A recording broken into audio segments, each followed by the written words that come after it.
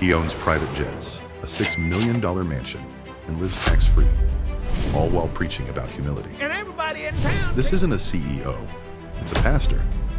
And what he's hiding behind the pulpit might be darker than you think. Kenneth Copeland. The name might sound familiar. Maybe you saw that viral clip where he looks a reporter dead in the eye and says, "I don't fly commercial." You can't talk to God while flying in a tube full of demons. It's bizarre. But behind the headlines and the memes is a man who's built a spiritual empire so massive it makes some CEOs look underpaid. Copeland isn't your average preacher. He's reportedly worth over $750 million, though some estimates suggest he might even be inching toward the billionaire mark. That would make him the richest pastor in the world, richer than Joel Osteen, T.D. Jakes, or any other name in American televangelism. He runs Kenneth Copeland Ministries, headquartered on a 1,500-acre campus near Fort Worth, Texas. And when we say campus, we're talking about a private airport, his own church, Eagle Mountain International, a production studio, private roads, and a massive lakefront mansion. And here's the catch. All of it is funded almost entirely by donations. Donations from people who believe he speaks for God. Donations from working-class families. Donations from the poor, the desperate, the sick, the hopeful. So how exactly did a pastor become wealthier than 99.9% of Americans? That's the question. And to answer it, we have to go back, not to the pulpit, but to the spotlight. Before he became a preacher, Kenneth Copeland was chasing a very different dream. He was a recording artist in the 1950s. In 1957, he released a single that hit the Billboard Top 40, but fame didn't last. And according to Copeland, that's when God spoke to him. In 1967, he launched his ministry, preaching what would later be known as the prosperity gospel. At its core, the prosperity gospel teaches this: if you give to God, meaning the church, God will bless you back. More health, more wealth, more success. It sounds great, right? The more you give, the more you get. But in reality, the only one getting wealthier was Kenneth Copeland. Some call it vision, others manipulation. In the early days of his ministry, Kenneth Copeland didn't just promise salvation. He promised something far more tangible: a future, a place, a dream, built on faith and funded by trust. He spoke of a spiritual city, not a metaphor, a literal place on earth where believers could gather, worship, retire, and live out their final days surrounded by God's presence. He called it the revival capital of the world, and he told millions that they could be part of building it. People believed him. They were shown images, concept drawings, even videos of what was to come: a Christian paradise with everything the soul and body could want. There was going to be peace, community, nature, worship, and comfort. All of it wrapped in scripture and sealed with a promise: your donation builds the kingdom. But decades passed, and what was supposed to rise from the Texas land didn't. Instead of a thriving Christian community, most of the land remained untouched. No retirement villas, no family-friendly park, no signs of construction. Just wide, silent acreage and a handful of buildings. Former insiders would later say that the entire thing was a facade, a fundraising vehicle dressed in prophecy. The idea wasn't to build it. The idea was to keep talking about building it, just enough to keep the money flowing. And the money did flow. Letters arrived by the thousands. Donations in envelopes, some with handwritten prayers. Widows sending what little they had. Couples trying to secure a future home in what they believed would be a holy sanctuary. Some donors even claimed they were promised housing once it was completed. But it never came. What did appear, however, was something very different: private security gates, airstrips, a mansion large enough to be classified as a palace, even recreational spaces, though not the kind donors were told about. One area, purportedly meant to be a Christian park, was quietly converted into a fenced-in hunting ground. No public explanation, no apology, no accountability.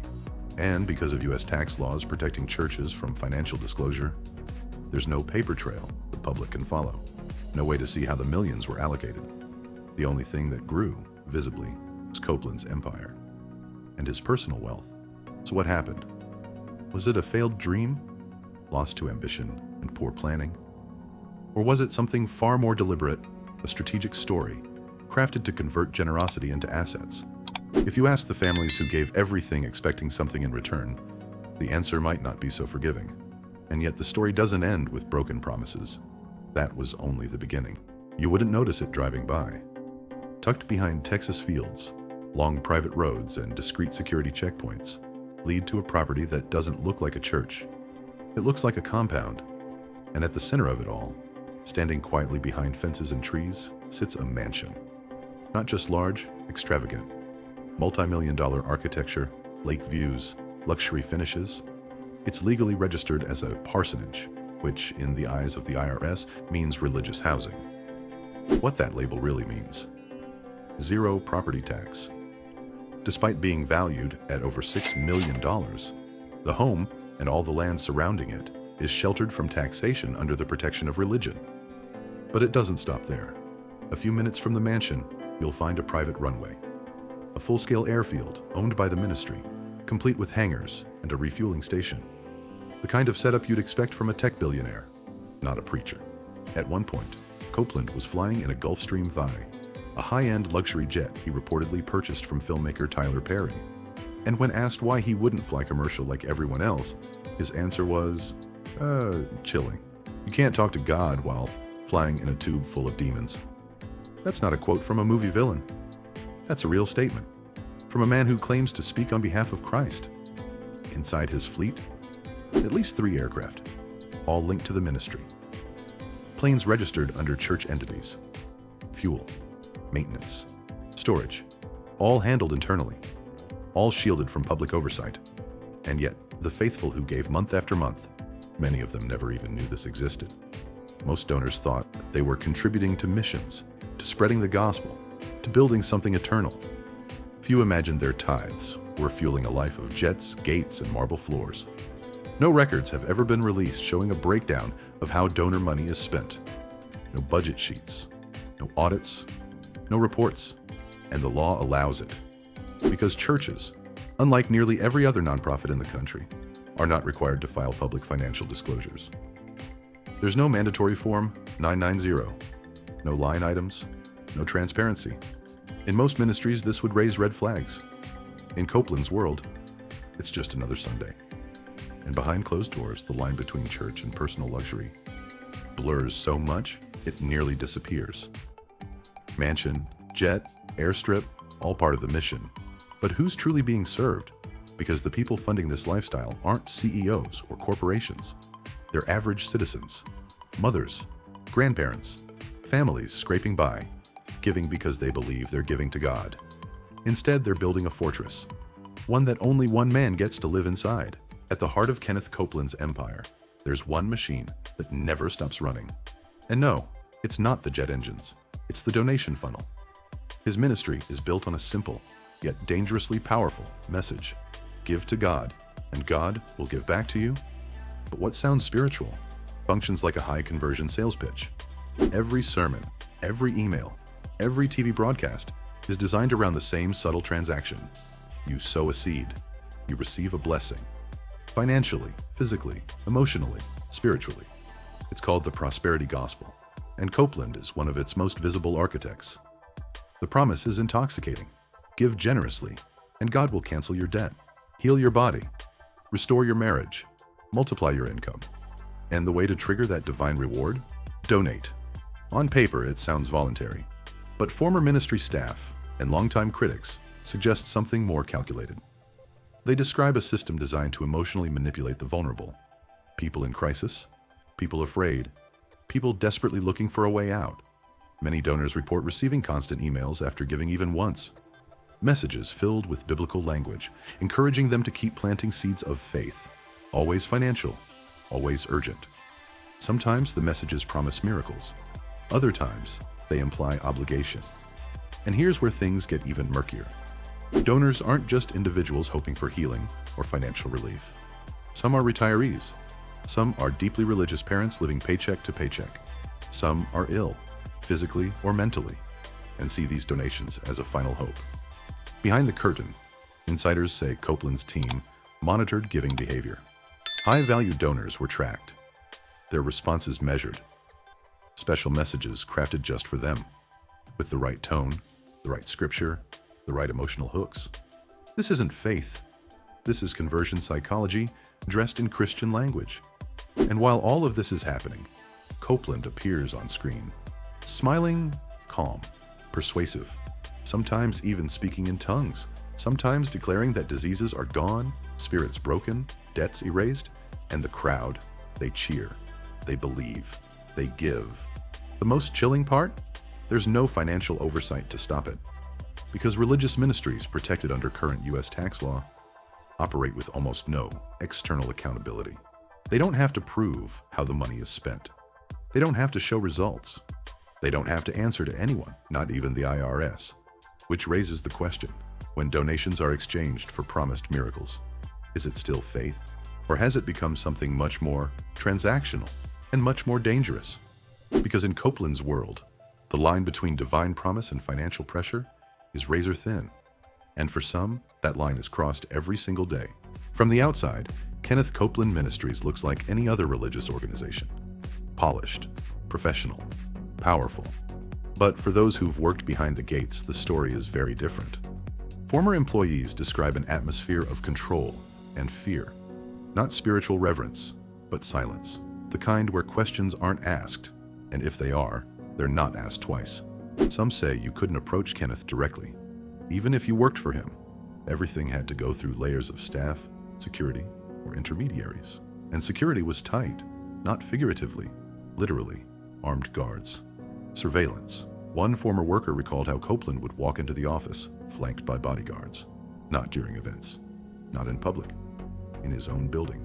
Why does a pastor need a private security detail inside his own church? Then, there's the culture of service, or more accurately, sacrifice.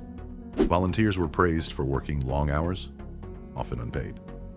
Many were expected to put the ministry above their own jobs or families, as a demonstration of loyalty and faith.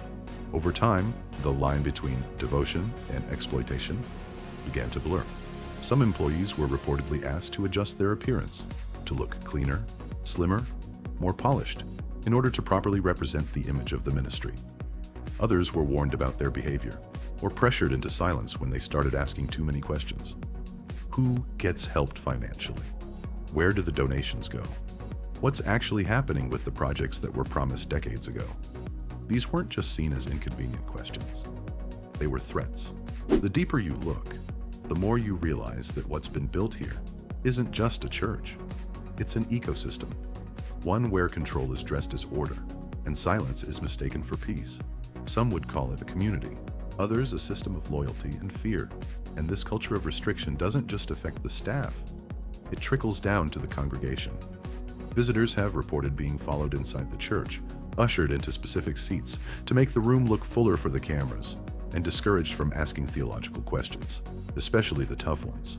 One woman who once challenged a teaching on wealth was immediately surrounded by staff and escorted out, not because she was disruptive, but because she asked the wrong question. Behind the sermons and the songs lies a structure of control, where image is curated, access is limited, and truth, the kind that challenges power, is quietly removed. The message is clear. Follow the system. Don't break the illusion.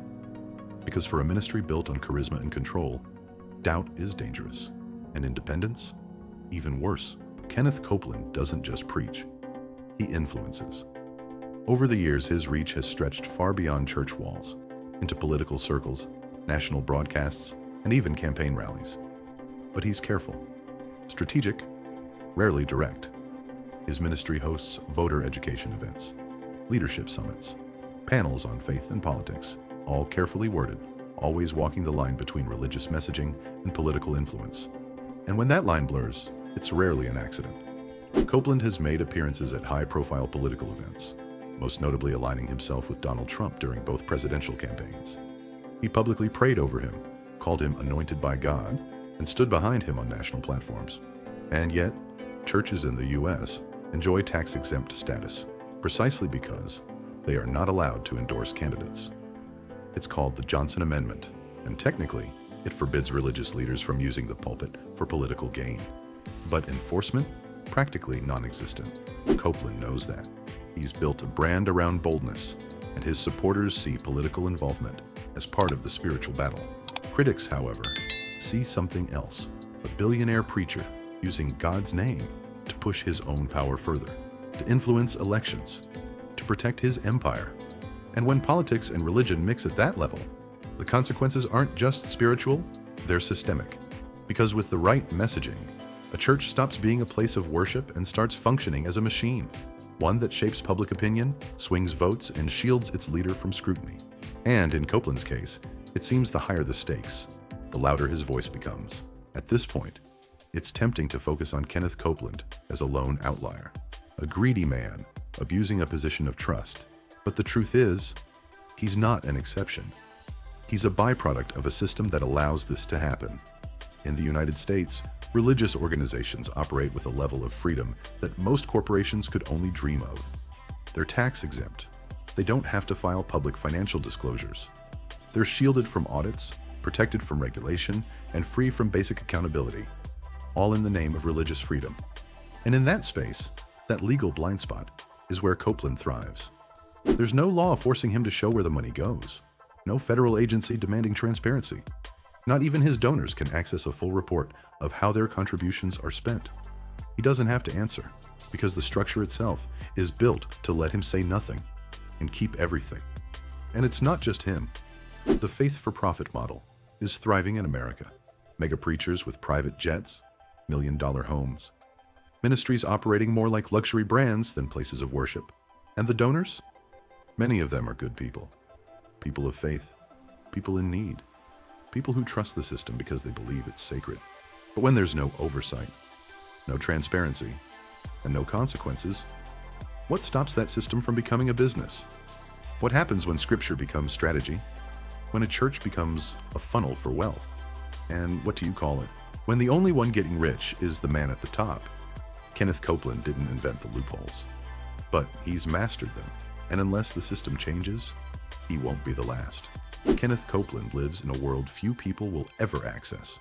Gated, guarded, untouchable. And all of it built, not through invention or innovation, but through belief. Through faith. Faith weaponized, monetized. Faith that was once about a hope, now transformed into a business model that rewards the one at the top, while asking everything from those at the bottom. This isn't just about one man. It's about how easily power can hide behind religion, and how little it takes. Just the right story, the right voice, the right promises, to turn trust into a source of endless income. The real danger isn't that Kenneth Copeland got rich. It's that no one stopped him, and the system was never designed to. So here's the real question. How many more are out there?